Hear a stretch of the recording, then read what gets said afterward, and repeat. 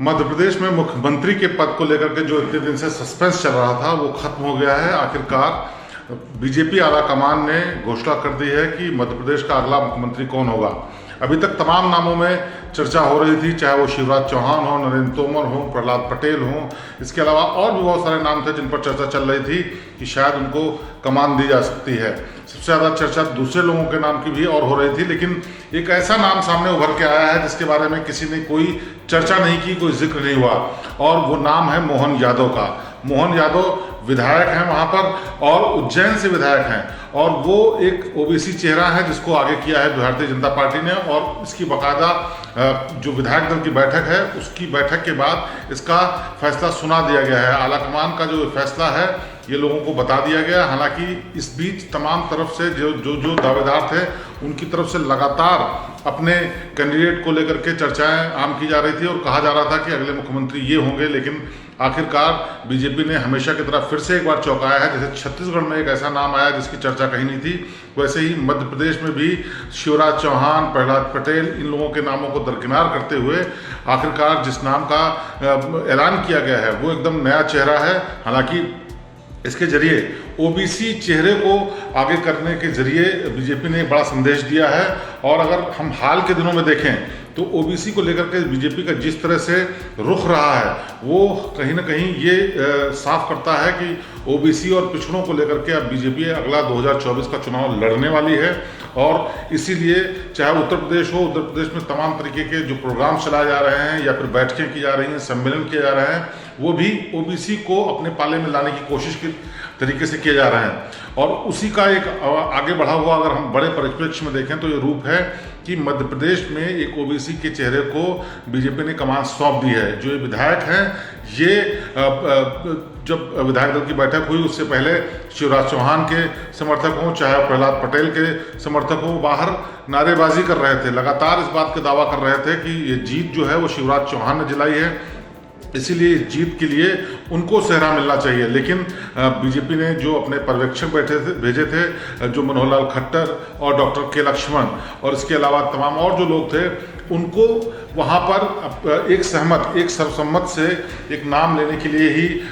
भेजा गया था ताकि वो एक राय बना सकें। और ख़ास बात ये भी रही कि इस पूरे कवायद से पहले शिवराज चौहान ने कई बार उस बात को दोहराया कि वो मुख्यमंत्री बनने की रेस में नहीं है, यानी कहीं ना कहीं उन्होंने भी इशारा समझ लिया था या कह दिया था कि वो मुख्यमंत्री नहीं बनना चाहते। और तमाम जो और दूसरे दावेदार थे, चाहे कैलाश विजयवर्गीय हों या फिर प्रहलाद पटेल हों, उन्होंने भी अपने हथियार अब डाल दिए, क्योंकि इस बैठक के तुरंत बाद जो वहाँ पर एक फोटो सेशन हुआ, उस फोटो सेशन में बाकायदा इन तीनों पर्यवेक्षकों के साथ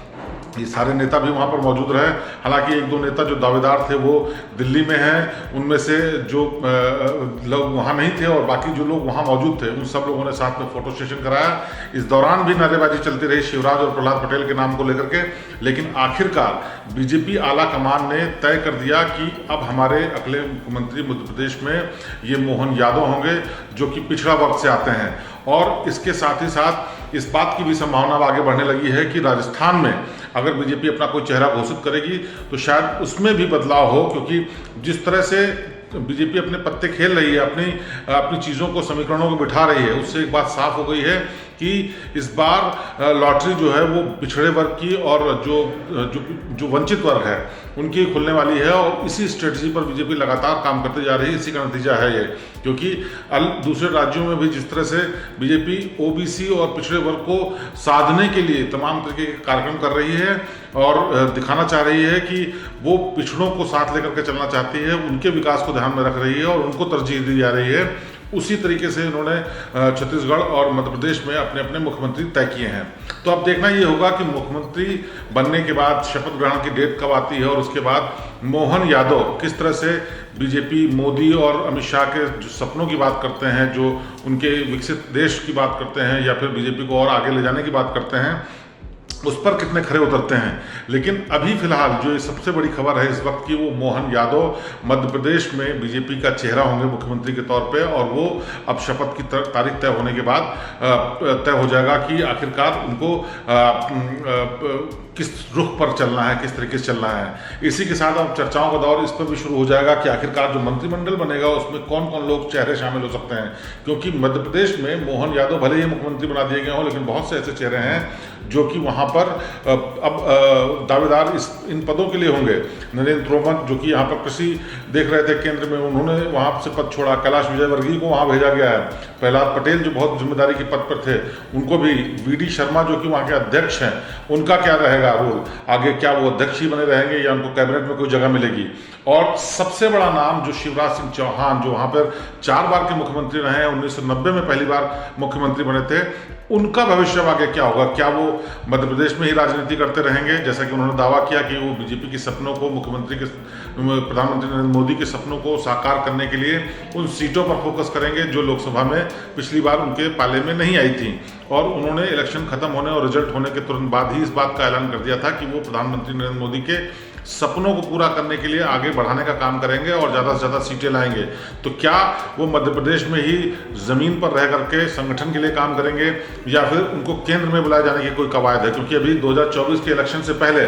उसमें भी फेरबदल होने की गुंजाइश है। तो क्या इन चेहरों को यहाँ केंद्र में फिर से कोई जगह दी जाएगी या फिर मध्य प्रदेश की राजनीति में ही इनका रोल रहेगा। ये सब बहुत सारे सवाल हैं जिनका जवाब आने वाले दिनों में मिलेगा,